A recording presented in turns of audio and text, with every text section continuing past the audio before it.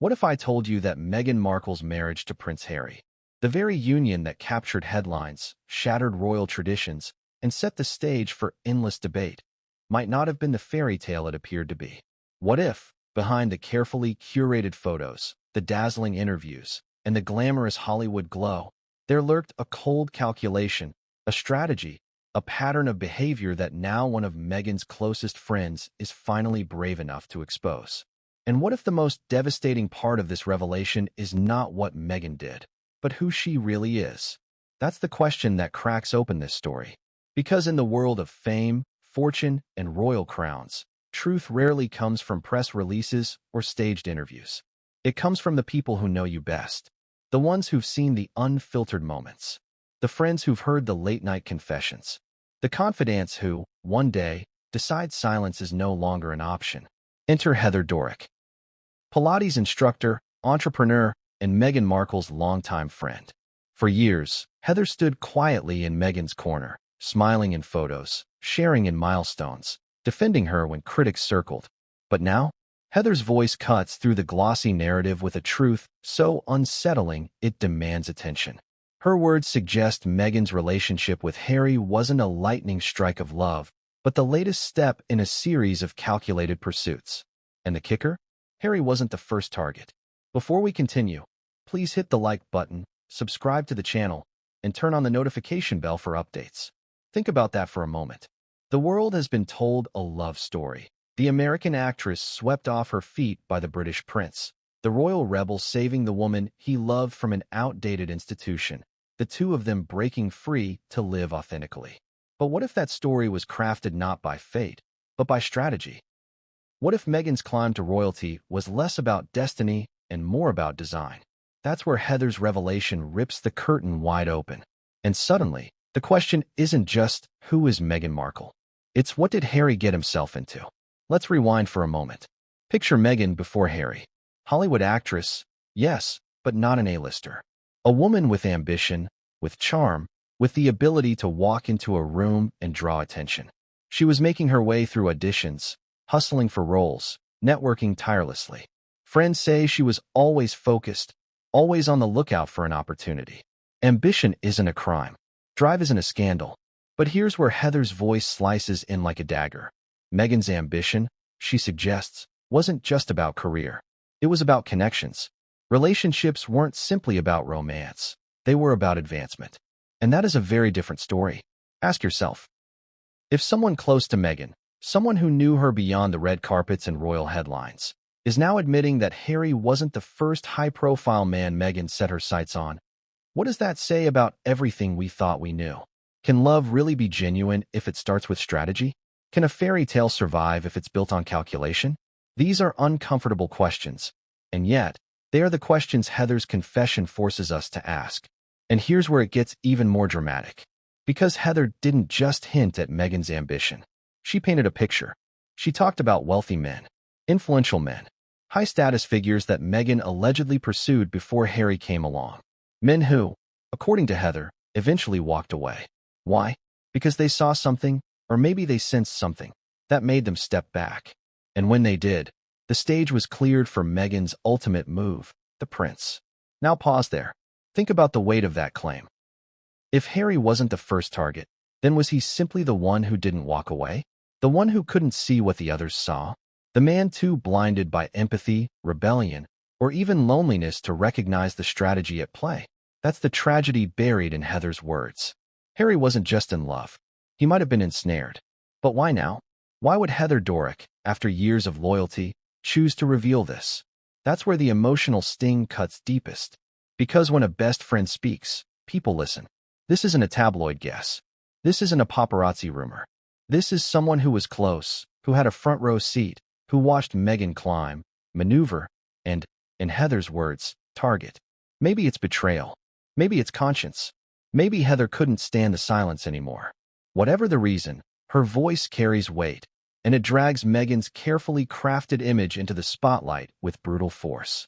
And let's not forget Harry. Imagine hearing that your marriage, your love story, your fight for freedom might have been part of a pattern. Imagine realizing that while you saw a soulmate, others saw a strategy. That's the heartbreak that lingers beneath Heather's testimony. It's not just about Meghan. It's about Harry's place in her story. Was he chosen for love, or was he chosen for leverage? That's the question haunting every word of Heather's revelation. Now, before we dive deeper, ask yourself this. If Meghan truly had a history of setting her sights on powerful men, and if Harry was simply the one who said yes when others said no, what does that mean for their future? What does it mean for the royal family, for their children, for the empire they're trying to build in California? And more importantly, what does it mean for the man who gave up everything to stand by her side? Because here's the truth. Heather Dorak's revelation isn't just gossip. It's a crack in the foundation. It's a reminder that behind the fairy tale, there may be a blueprint. And once that blueprint is exposed, the whole story changes. This isn't just about Meghan's past. It's about the present. It's about the marriage. It's about what comes next. And what comes next? That's where this story turns from shocking to explosive. Because Heather didn't just talk about Meghan's ambition. She didn't just mention a pattern. She dropped names. She hinted at connections. She suggested that Meghan's climb to Harry wasn't accidental. It was orchestrated. And once you hear who Meghan allegedly pursued before Harry, you'll never look at their royal love story the same way again. But that's where we stop, for now. Because what comes next in Heather's revelation will not just make you question Meghan's past. It will make you rethink her entire present. And no one saw it coming. What happens when the friend who once knew all your secrets suddenly decides the world deserves to hear them? That's the unsettling reality Meghan Markle faces as Heather Dorak, her longtime friend and one of the people who stood closest to her during her rise, steps into the spotlight. This is where the story stops being about glossy magazine covers and carefully staged photographs. This is where we step behind the curtain, into the private spaces of friendship, loyalty, and betrayal. Because when a best friend turns, the truth they carry can cut deeper than any critic's headline. Heather wasn't just some distant acquaintance. She was part of Meghan's inner circle. When Meghan needed comfort, Heather was there. When Meghan wanted a trusted companion, Heather was at her side. Their bond went back years, long before the royal wedding, long before the Sussex drama that dominated headlines. Heather was there in Meghan's Hollywood hustle days, during the late-night calls, during the moments of self-doubt and ambition. She saw the actress trying to carve her place in a brutal industry. She saw the woman who would one day become a duchess long before the palace gates ever opened. That's why her voice matters now. Because Heather didn't just know Meghan the Duchess. She knew Meghan the woman. And here's the twist. For years, Heather defended Meghan against the storm of criticism. When Meghan was labeled too ambitious, Heather framed it as determination. When people called Meghan calculating, Heather painted her as focused. But something changed. Something broke the trust. And that's why Heather's sudden decision to reveal Meghan's truth feels so seismic. Because betrayal doesn't come from strangers. It comes from those who once swore loyalty. Think about it. Why would a woman who built a business, who thrived on her own success, risk her reputation by speaking out against Meghan? Why would she jeopardize years of friendship to confirm the suspicions so many already whispered about Meghan? That's where the real drama lies. Either Heather has finally had enough, or she believes the truth is more powerful than her silence. And whichever it is, her words carry the weight of authenticity. So let's rewind. Before Meghan ever met Harry, before the fairy tale was spun, Heather was there. She was close enough to hear the ambitions, to see the choices, to watch the climb. She witnessed Meghan's restless search for something greater. Hollywood wasn't enough. A steady acting paycheck wasn't enough. Meghan wanted more. And according to Heather, that hunger shaped not only Meghan's career, but her relationships. Here's where Heather's revelations draw blood. She didn't just say Meghan was ambitious. She said Meghan had a strategy, that she targeted men who could elevate her life. Wealthy men, influential men, high-profile names who could open doors, expand horizons, and give Meghan access to the world she wanted. Relationships, in Heather's telling, weren't about passion. They were about potential. Not potential for romance, but potential for advancement. Ask yourself, what does that do to the love story we've all been sold? If Heather's right, then Harry wasn't the first man Meghan looked at through this lens. He was simply the man who didn't walk away. And that reframes everything. But here's the kicker. Heather didn't just talk about this in vague terms. She gave examples. She described the types of men Meghan gravitated toward, the businessmen, the wealthy heirs, the influential figures in Hollywood and London. She painted Meghan as someone who understood the power of proximity, who knew that who you date isn't just personal, it's professional. And Heather's words hit hard because they sound less like rumor and more like lived experience. Imagine being Harry. Imagine finding out that the woman you believed you rescued, the woman you left your family for, had a track record of targeting men like you, not because of who they were, but because of what they represented. Imagine realizing you weren't the only one.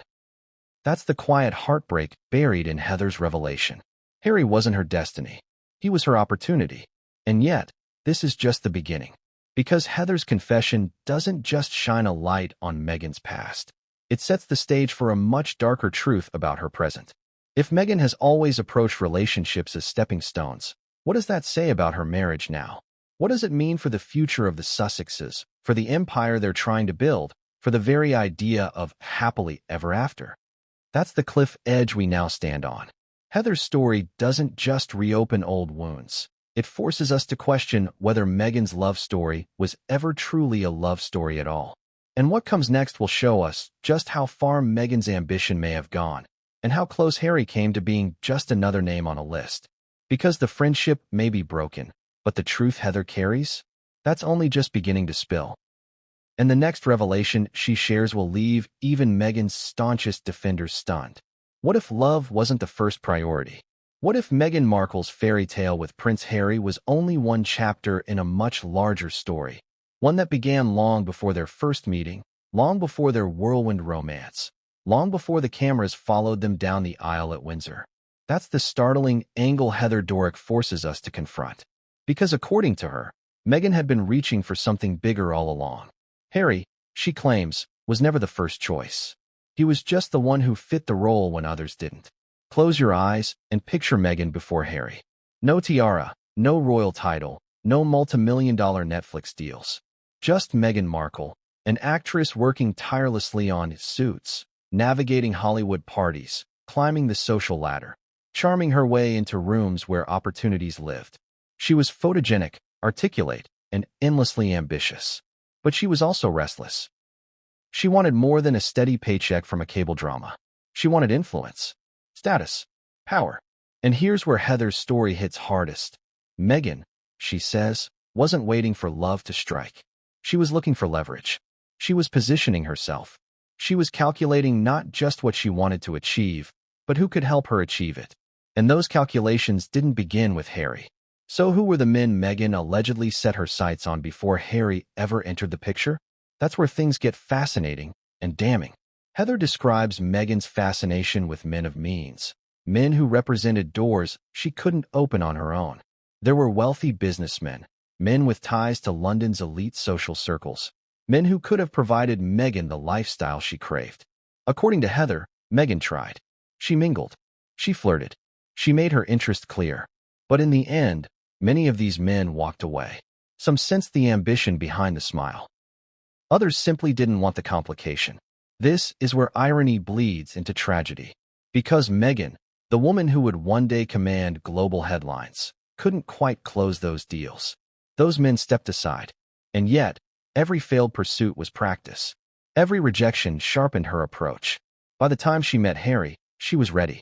Ready to charm, ready to comfort, ready to present herself as exactly what he needed. Think about that. Harry wasn't the first. He was the one who stayed. The one who didn't see the red flags, or chose not to. And that's what makes Heather's revelation sting so deeply. If Harry had been just another name on a list of powerful men Meghan pursued, then their epic love story was never destiny. It was strategy. But there's more. Heather's voice hints at specifics. She references Meghan's attempts to entangle herself with high society figures during her trips to London long before Harry came into view. She suggests Meghan had an eye on Britain even then. Not because of its culture, but because of its titles, its wealth, its prestige. She wanted into that world. Harry just happened to be the key that fit. And here's the part that twists the knife. Heather isn't describing a one-off moment. She's describing a pattern. A behavior Meghan repeated, refined, and perfected. Harry was not the beginning. He was the culmination. The prize at the end of a long game. Now, let's pause for a question. If Meghan truly had a history of pursuing wealthy and powerful men before Harry, does that make her marriage any less real? Does ambition automatically cancel out love? Or can love and strategy coexist, each feeding the other? It's uncomfortable to ask, but it's exactly what Heather's testimony forces us to wrestle with.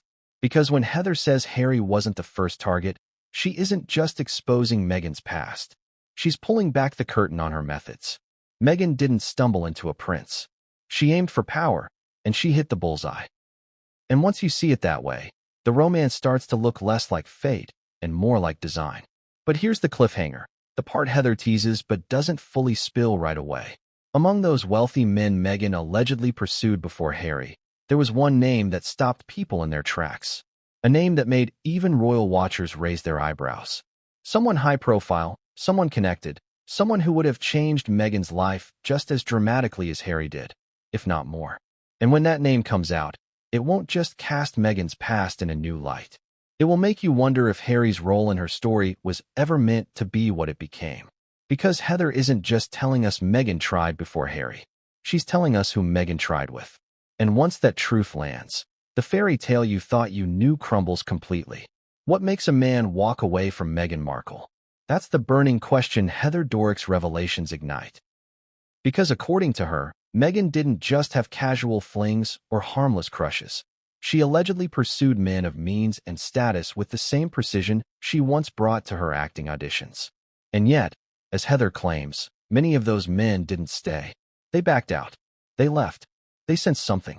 And that's where this story twists from ambition into something much darker. Think about it. Before Harry, Meghan was a woman with a vision. She'd been through one marriage already, with Trevor Engelson, the Hollywood producer who helped open doors for her career. But that relationship crumbled. Why? Some insiders suggest Meghan outgrew it. Others whisper it wasn't enough. Trevor had influence, sure, but not the kind of global recognition Meghan seemed to crave. So after their split, Meghan's radar shifted. She wasn't going to waste time on men who couldn't elevate her trajectory. And here's where Heather's voice cuts through the noise. She paints Meghan as deliberate, scanning social circles, attending events, meeting people with one eye always on the bigger picture. Meghan wasn't satisfied with simply falling in love. She was, Heather suggests, calculating what each potential partner could represent. That's not romance. That's strategy. But if Meghan was so focused, why did those other men walk away? Heather implies they saw something Harry didn't, or perhaps refused to. Some saw the ambition and felt it was too sharp, too visible. Others sensed the imbalance, that Meghan's interest was less about who they were and more about what they had. And still others, perhaps, simply didn't want to be part of the game. Whatever the reasons, they exited. Here's where the irony bites.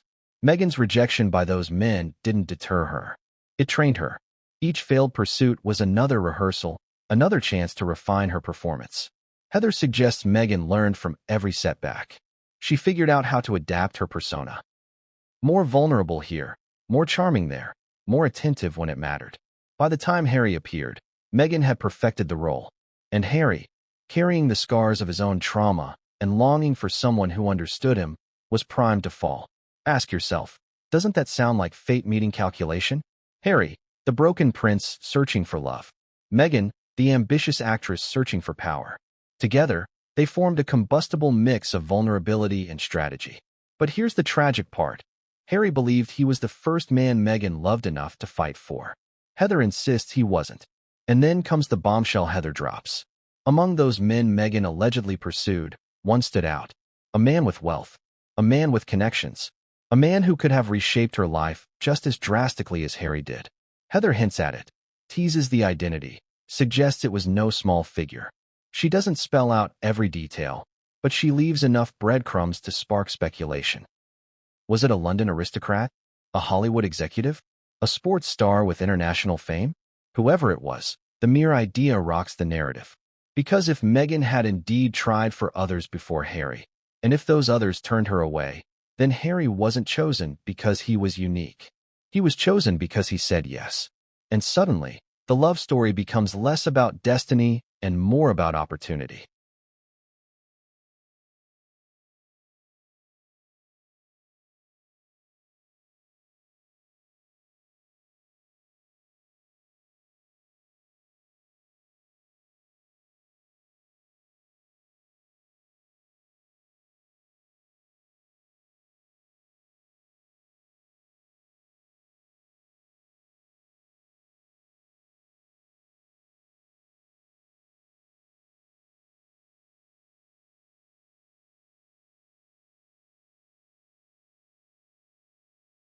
This is where Heather's revelations sting Harry most.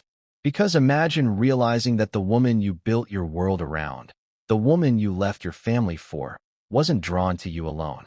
That you weren't her first chapter, but her last attempt. That's the heartbreak Heather's words expose. Not just Meghan's ambition, but Harry's vulnerability. And here's the cliffhanger that leaves us hanging. Heather hasn't revealed everything yet. She's hinted at names. She's suggested Meghan's pattern. She's opened the door. But the full list of men Meghan allegedly pursued before Harry? That's still out there. And once those names come into the light, the entire Sussex fairy tale won't just be questioned. It will be rewritten. Because if Harry wasn't the first target, then maybe he was never the final one either. And what comes next in Heather's story proves just how far Meghan's ambition was willing to go. What finally pushes a best friend to cross the line from silence into exposure? That's the question everyone asks when Heather Dorak's name comes up. For years, Heather had been more than just Meghan's Pilates guru or social companion. She was one of the women who knew Meghan before the world did. She knew Meghan before the palaces, before the Netflix millions, before the glossy humanitarian brand. She was part of the inner circle. And when you're that close, you don't just know the stories, you live them. Which makes Heather's decision to speak now so much more powerful and so much more damning. But why now? Why would Heather risk everything? The friendship, the backlash, the inevitable accusations of betrayal, just to speak. The answer, as it turns out, is layered. On the surface, it could be frustration. Imagine being the friend who supported Meghan's climb, only to feel discarded once Meghan reached the top. Many insiders claim Meghan has a pattern. She keeps people close until they serve their purpose, then cuts them off when they no longer fit the new image. Was Heather just another casualty of that cycle? Dig deeper, though, and there's another possibility. Maybe Heather has grown tired of the narrative. Maybe she's watched Meghan and Harry sell their story as a once-in-a-lifetime romance, while knowing the messy, calculated truth behind the curtain. Maybe she's tired of keeping secrets that clash with the glossy PR machine. And when the truth sits heavy on your chest long enough, sometimes betrayal feels like the only release. Heather's breaking point, some say, came not from one moment, but from years of small slights. The dinners where Meghan talked endlessly about power couples and status symbols. The conversations where Meghan measured relationships in terms of what they could yield, not how they made her feel. The subtle dismissals once Meghan's world expanded beyond Pilates studios and casual brunches. To Heather, Meghan was evolving, but not into the person the public was told she was. And here's the cruel irony. Heather wasn't alone. Other friends, family members, and even staffers have quietly hinted at the same thing. Meghan's world is littered with people who once stood by her, only to find themselves frozen out when they didn't fit the next chapter. Heather's choice to speak is shocking not because it's unique, but because it's bold. She's saying what others whisper. But here's the emotional punch. When a stranger accuses you, it's easy to dismiss. When the press criticizes you, you call it harassment. But when your own friend, the woman who stood in your corner, who defended you, who believed in you, turns and says, "This is who she really is," that's different. That's devastating. It carries a weight no PR team can erase. Because Heather isn't a gossip columnist. She's a witness. Now, imagine Meghan's perspective. She's built her life on control. Every detail, every image, every soundbite, meticulously managed. And then suddenly, someone she trusted rips that control away. Someone who can confirm that Meghan's pursuit of Harry wasn't lightning strike love, but part of a longer pattern. Someone who can tell the world that Meghan's relationships were never just about affection, but about ambition. That's not just betrayal, that's demolition. But Heather didn't stop at exposing the ambition. She went further. She suggested Meghan's entire approach to relationships could be summed up in one chilling word: scripted. That Meghan's pursuit of Harry wasn't accidental, wasn't natural, but planned. Heather described moments where Meghan would talk about men not as partners, but as opportunities. The wealthy executive, the aristocratic bachelor, the sports star, the prince. Each one another option, another possible path. And if that's true, then Harry wasn't chosen because he was unique. He was chosen because he fit. Ask yourself, how would Harry feel hearing this? He's built his identity around the idea that Meghan was his safe harbor, his destiny, the one who loved him for who he truly was. If Heather's words hold truth, that foundation cracks. Because what if Harry was never chosen for love, but for legacy? What if he was never the one, but the one available? And here's where Heather's breaking point reveals itself most clearly. She says it wasn't just about Meghan's ambition. It was about the consequences.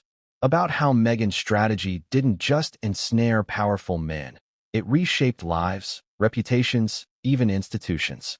Heather couldn't stand by anymore, watching the fairy tale persist when she knew the blueprint it was built on. That's why Heather's testimony lands like an earthquake. Because it doesn't just challenge Meghan's past, it redefines her present. If Meghan's relationships have always been scripted, then her marriage to Harry isn't a fairy tale. It's a transaction. And if that's true, then the next revelation Heather drops will make this one look tame. Because she's not just hinting at ambition anymore. She's about to expose the exact playbook Meghan used to win Harry's heart. And once you see it, you'll realize Harry wasn't just her prince. He was her perfect project. Is it love, or is it leverage? That's the razor-sharp question Heather Dorak leaves hanging in the air as she lays out the most unsettling piece of Meghan's story, the pattern. Because in Heather's telling, Meghan didn't stumble into Prince Harry. She didn't just get lucky. She didn't suddenly meet the right man at the right time.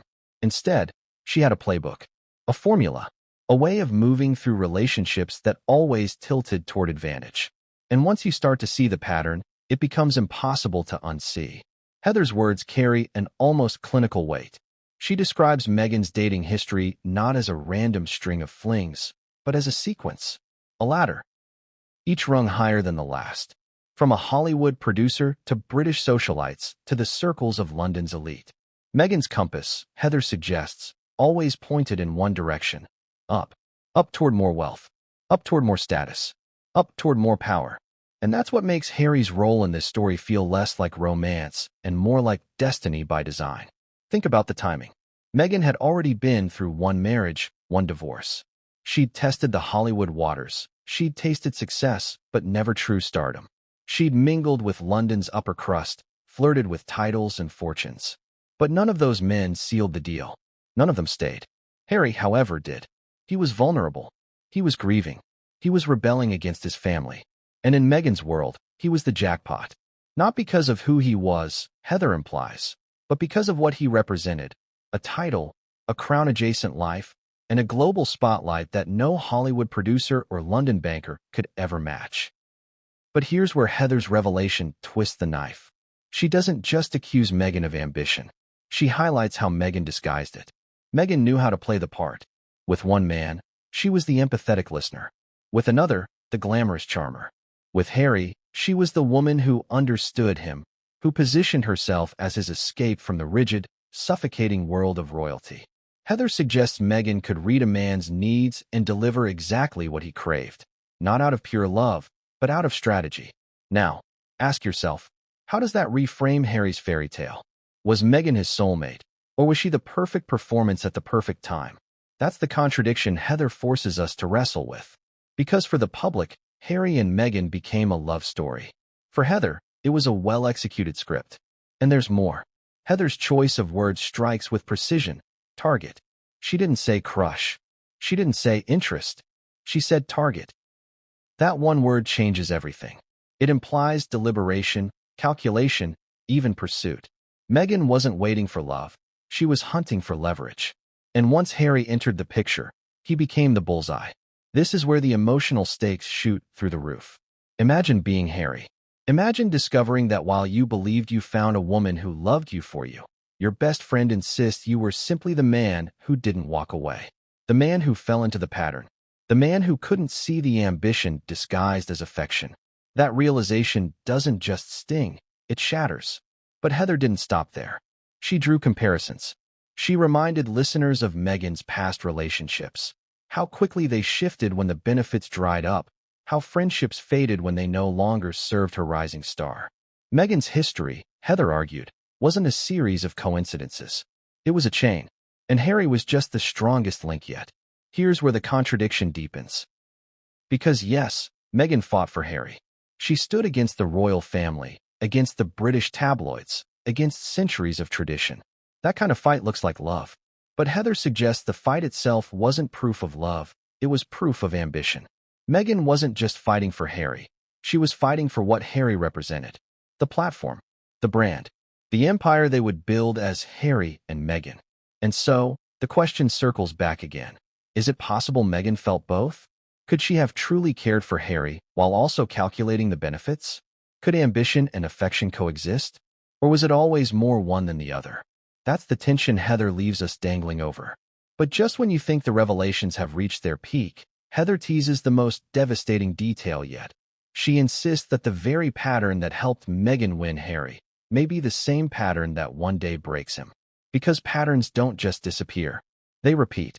They continue. And if Meghan's love has always been tied to leverage, then what happens when Harry no longer provides it?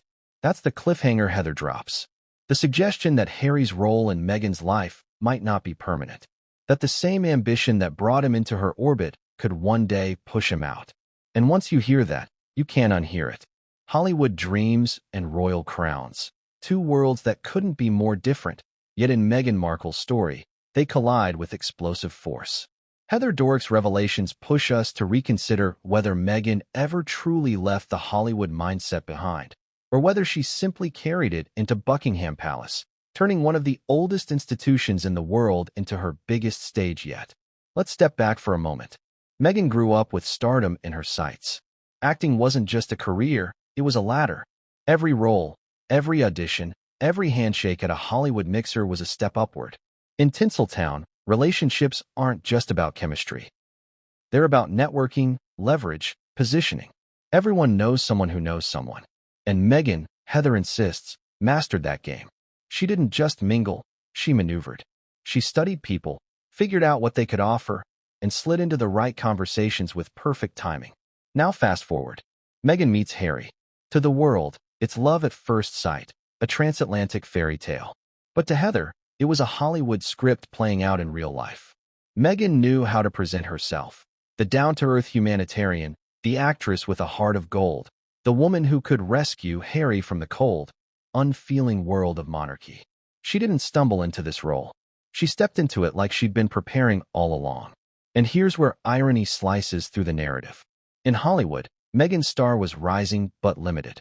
Suits gave her recognition, but not A-list fame. She wasn't getting blockbuster offers. She wasn't walking red carpets next to global icons. She needed a leap, a role so big it would change everything. And what's bigger than becoming a duchess, marrying a prince, and walking into the history books? In Heather's words, Meghan saw Harry not just as a man, but as the role of a lifetime. Think about the parallels. Hollywood thrives on reinvention. New look, new role, new chapter. Meghan's leap into royal life was just that, a reinvention on the grandest stage. But Heather argues the method never changed. Meghan brought the same ambition, the same networking instincts, the same hunger for spotlight into the palace. Only this time, the stakes weren't casting calls, they were crowns.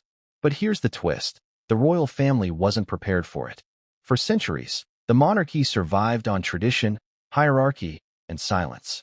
Then Meghan arrived, blending Hollywood PR tactics with royal protocol. Suddenly, the monarchy had to contend with paparazzi, brand management, public image wars, and interviews that felt more like movie premieres than royal addresses. Meghan wasn't playing the role of Duchess. She was producing the show of Duchess Meghan. Now ask yourself, can a woman raised on the cutthroat hustle of Hollywood ever truly embrace the centuries-old role of a royal wife? Could Meghan ever genuinely bow to tradition when she'd been trained to break through ceilings? That's where Heather's insight slices deep. Meghan didn't just clash with the monarchy because she was different. She clashed because she was playing a completely different game, one the royals weren't ready for. And the most dramatic irony?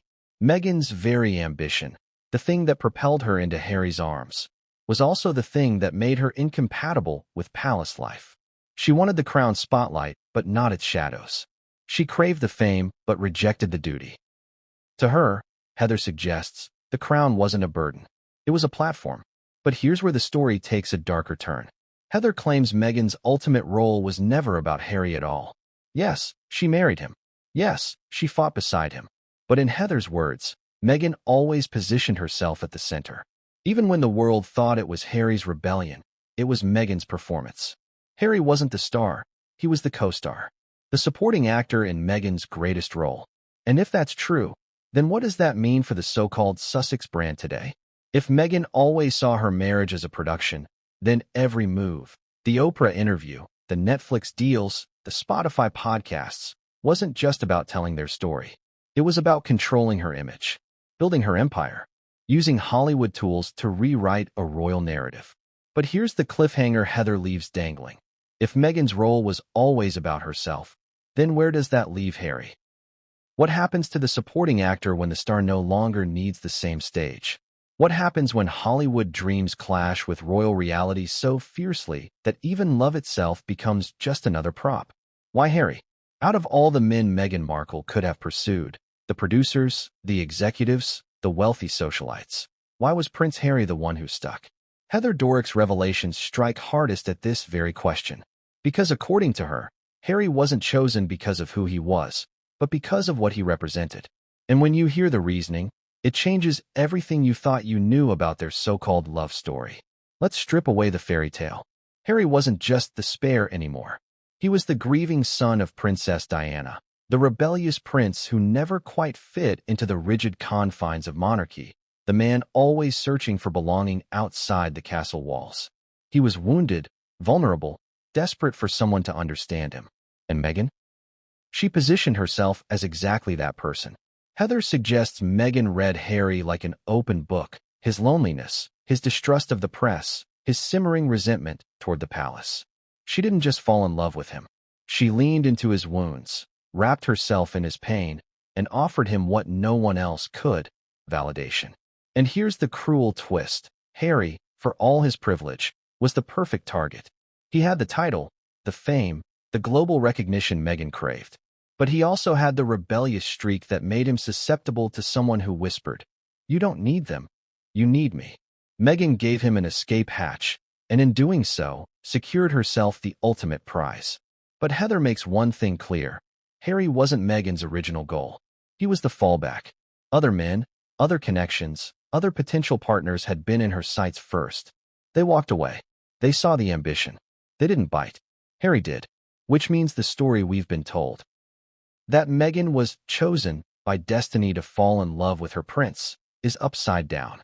In Heather's version, Harry wasn't destiny. He was availability. He was opportunity. He was, tragically, the one who didn't walk away. Now, let's be clear, Harry wasn't an easy catch. He was one of the most famous bachelors in the world, and women had pursued him for decades. But that's precisely what makes Meghan's success so telling. Heather suggests Meghan didn't win Harry by being the most glamorous or the most beautiful. She won him by being the most adaptable. She mirrored his emotions. She echoed his frustrations. She built herself into the woman he thought he needed. It was less about authenticity, more about performance. Ask yourself, how does that sit with you? If someone can mirror your pain so perfectly that you believe they're your soulmate, is it love or manipulation? That's the razor edge of Heather's claim. Meghan knew Harry's weak spots, and she played them like a violin. Not to hurt him, but to secure him. And Harry, craving love and loyalty after years of isolation, gave her exactly what she wanted. But there's another layer. Heather hints that Meghan's decision to lock on a Harry wasn't just about him as a man. It was about him as a symbol. Harry was Diana's son. Diana, the global icon. Diana, the wronged princess. Diana, the beloved figure Meghan herself could mirror. By marrying Harry, Meghan didn't just gain a prince. She tapped into Diana's legacy. She aligned herself with the one royal who embodied rebellion, empathy, and tragedy. That alignment wasn't accidental. It was brilliant. It was chilling. And yet, here's the heartbreaking truth. Harry believes Meghan is the love of his life. He believes she rescued him from a cold, unfeeling family, that she gave him the courage to walk away. To him, she's not ambition disguised as affection, she's his anchor. Which makes Heather's revelation all the more devastating. Because if Harry ever realized he was the perfect target, the foundation of his entire life would crumble. But Heather doesn't stop there. She warns that the same traits that made Harry the ideal choice for Meghan could one day make him expendable. If Harry was chosen because of his vulnerability, what happens when that vulnerability fades? If he was valuable because of his title, What happens when the shine of royalty wears off in California? If he was the jackpot because others walk.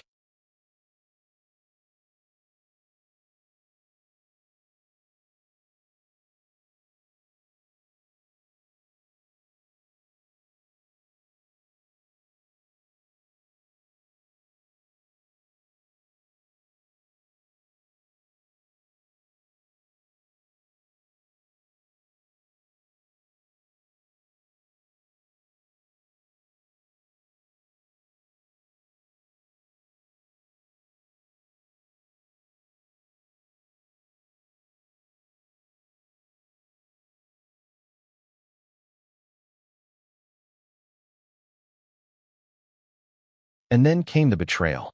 Heather points out that Meghan's strategy didn't just cost her public goodwill, it cost her relationships.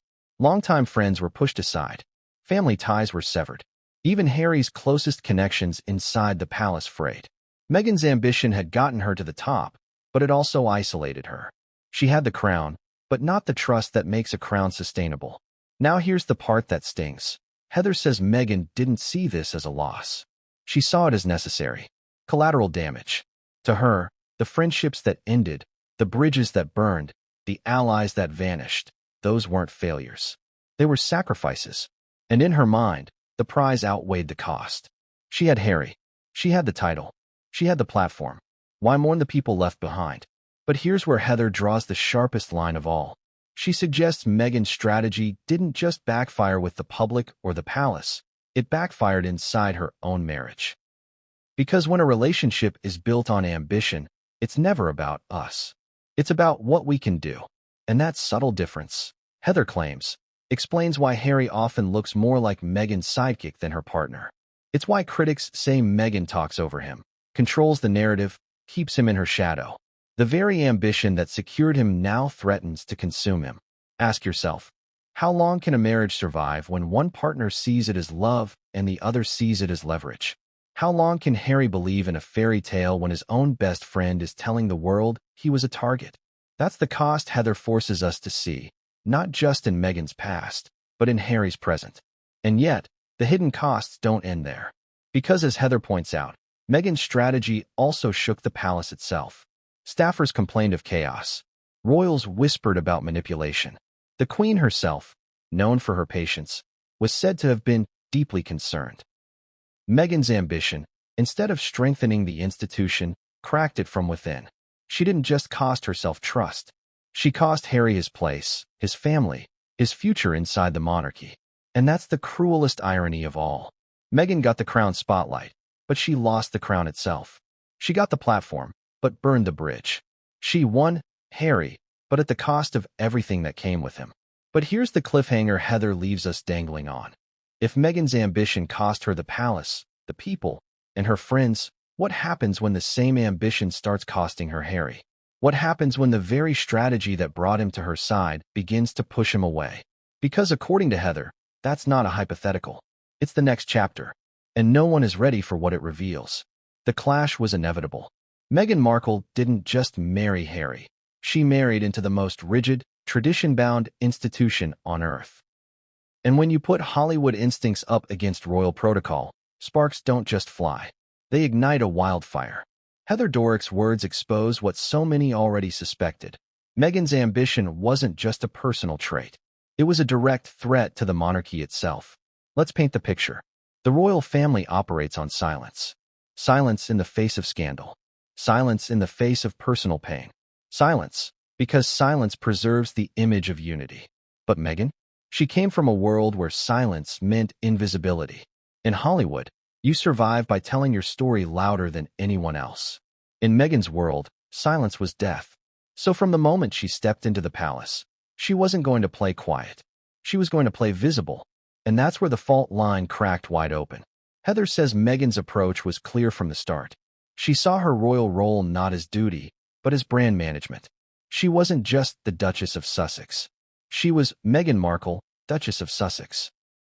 Every public appearance was crafted, every speech rehearsed, every outfit coordinated for maximum impact.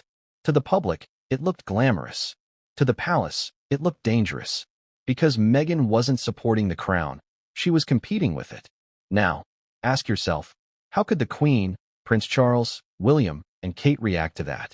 They'd spent their lives in service to the institution, suppressing personal ambition in favor of collective duty.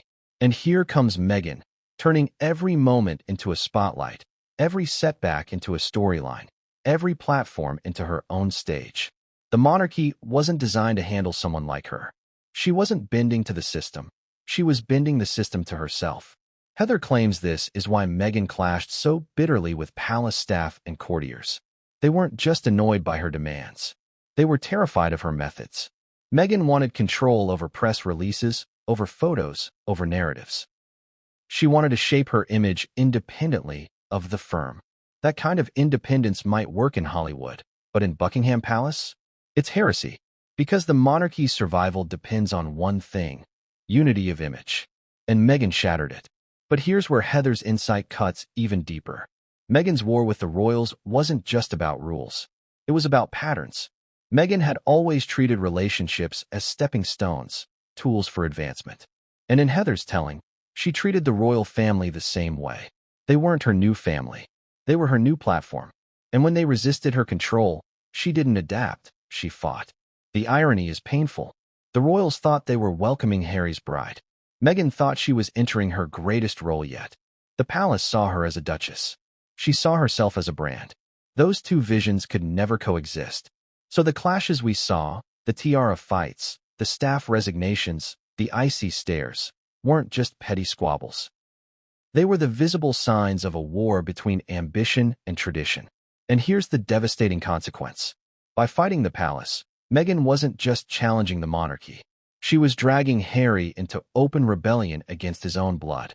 The boy who grew up grieving his mother, who once trusted only his brother and grandmother, suddenly stood alone, with Meghan whispering in his ear that the palace was against them.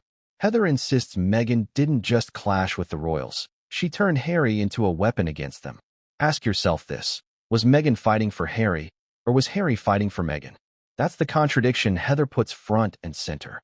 Because while Meghan framed the battle as a couple's struggle for survival, Heather argues it was always Meghan's fight. Harry was just the shield. And here's the cliffhanger. Heather warns that the most damning part of this story isn't Meghan's feud with the monarchy at all. It's what that feud reveals about her marriage. Because if Meghan's ambition turned the crown into a stepping stone, then what does that make Harry himself?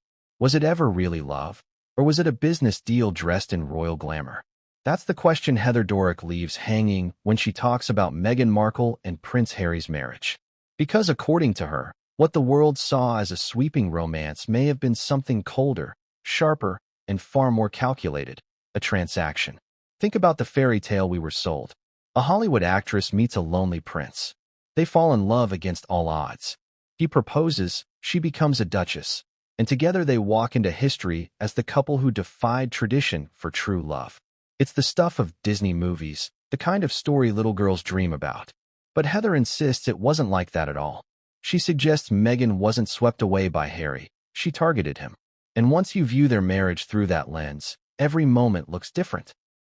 Heather's words strip away the romance and expose the scaffolding beneath. Meghan knew what Harry offered. He was Diana's son, the prince with the tragic past, the one the world pitted and adored in equal measure. Marrying him meant instant elevation, global headlines, unprecedented access, and the kind of brand building no Hollywood agent could manufacture. In Heather's telling, the wedding wasn't just about vows. It was about positioning. But here's where it gets chilling. Heather claims Meghan didn't treat her marriage like a love story. She treated it like a project. She framed Harry as her partner, yes, but also as her leverage. He wasn't just her husband. He was her platform. Their union wasn't simply romantic. It was strategic. And the proof, Heather says, is in how quickly they began monetizing their story. Book deals, Netflix contracts, podcast projects, interviews with Oprah. To Meghan, the marriage wasn't the fairy tale ending. It was the launchpad. Now, pause and ask yourself, if that's true, what does that make Harry? A husband? Or an asset? Meghan presented herself as his soulmate, the one who saved him from the monarchy.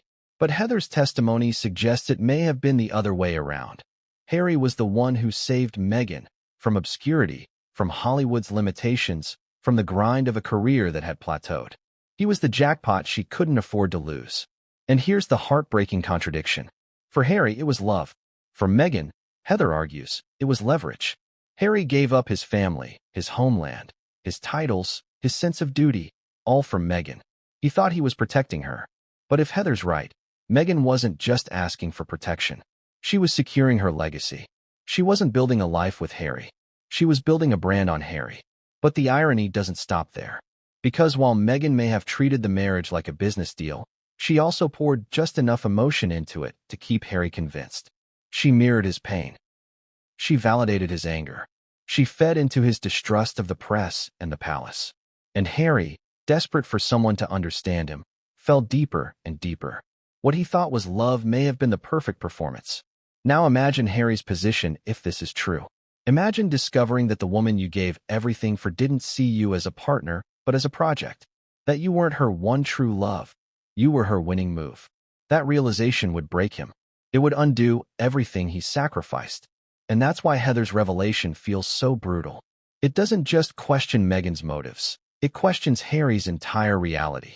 And here's the cliffhanger. Heather teases that there's one thing Harry still doesn't know. One secret Meghan has kept hidden even from him. Something that, if he discovered it, would shatter the illusion completely. Heather doesn't reveal it all at once. She hints, she suggests, she lets the audience hang on her words. But she makes it clear. Meghan's businesslike approach to her marriage isn't just speculation. There's proof. And when that proof comes out, the love story the world believed in will collapse like a house of cards. What happens when the fairy tale fractures? When the carefully polished image begins to crumble under the weight of insider truths. That's the world Meghan Markle and Prince Harry found themselves in once Heather Dorak's revelations began circulating. The fallout wasn't just whispers in private circles. It exploded into the public sphere, creating shockwaves that neither Meghan nor Harry could easily contain. Heather wasn't the first person to speak out against Meghan, but she was different. She wasn't an estranged half-sibling, or a distant royal aide, or a disgruntled in-law. She was a friend, one of Meghan's people. And when a friend flips, it forces the audience to pause. If the people closest to Meghan are questioning her, doesn't that lend weight to everything critics have been saying all along? Almost overnight, Heather's words became headlines. Tabloids latched onto them. Royal commentators dissected every phrase. Social media exploded with debates. Was Heather telling the truth, or was she bitter, jealous, out for attention?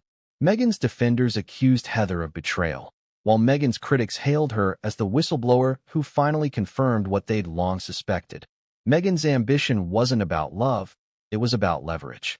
The media frenzy turned Heather into an unwilling star. Talk shows invited her to elaborate. Commentators combed through old photos of Meghan and Heather together, searching for clues in body language and smiles. Online sleuths began digging into Meghan's past relationships, trying to match Heather's claims with real names. Suddenly, the narrative Meghan and Harry had worked so hard to control was slipping away. And this wasn't just gossip, it was destabilizing. The Sussex brand was built on authenticity, on the idea that Harry and Meghan had escaped a toxic system to live freely and honestly. But Heather's testimony painted a different picture, not authenticity, but calculation. Not escape, but exploitation. If Heather was right, then Meghan's speeches about empowerment, her interviews about finding love against the odds, her tearful confessions about suffering under the crown, all of it looked less like truth and more like strategy. Now imagine Meghan's fury. She had survived the tabloids, the palace, the press. But Heather? Heather was personal. Meghan could dismiss royal aides as biased, her half-sister as estranged, the tabloids as racist. But Heather was different. She was supposed to be loyal. She was supposed to stay silent. And yet, here she was, tearing holes in Meghan's narrative. Harry, too, must have been shaken. For years, he's trusted Meghan's version of events. He's defended her fiercely, often at the expense of his own family. But how do you process it when one of her oldest friends suggests you weren't the first choice? That your marriage looks more like a business arrangement than a romance? That your role as her rescuer might have been scripted all along? For Harry, Heather's words weren't just a public humiliation, they were a private wound. And here's the cruel irony. Heather herself wasn't spared. By speaking out, She became a lightning rod.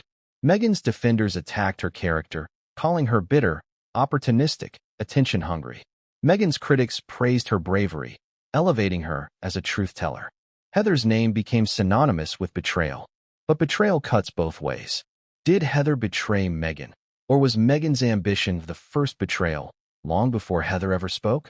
That's the question that makes this fallout so messy, so human, so devastating. But Heather wasn't done. She insisted that Meghan's ambition, the same trait that drove her toward Harry, was the very thing that now threatened their marriage. And that revelation left even Meghan's staunchest defenders rattled. Because if the pattern was real, if Meghan had always seen relationships as leverage, then who's to say Harry will be the last? That's the cliffhanger Heather leaves us with.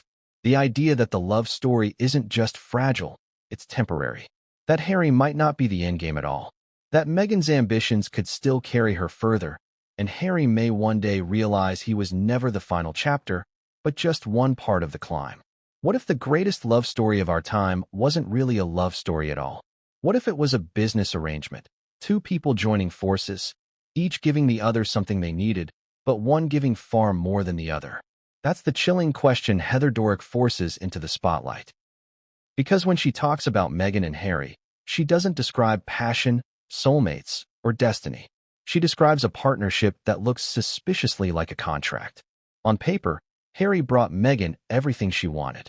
A prince, a global platform, a title that carried centuries of weight, the ability to leapfrog from Hollywood obscurity into worldwide recognition. To Meghan, Heather suggests, Harry wasn't just a man. He was the ultimate elevator, lifting her into rooms she never could have entered on her own. But what did Meghan give Harry? Heather paints that answer with brutal honesty. She gave him what he was starving for: validation, love, a sense of rebellion. A partner who told him he was right to hate the institution that caged him. She filled the void Diana's death had left. She whispered to him that he didn't need his family, his duty, or the crown. He only needed her.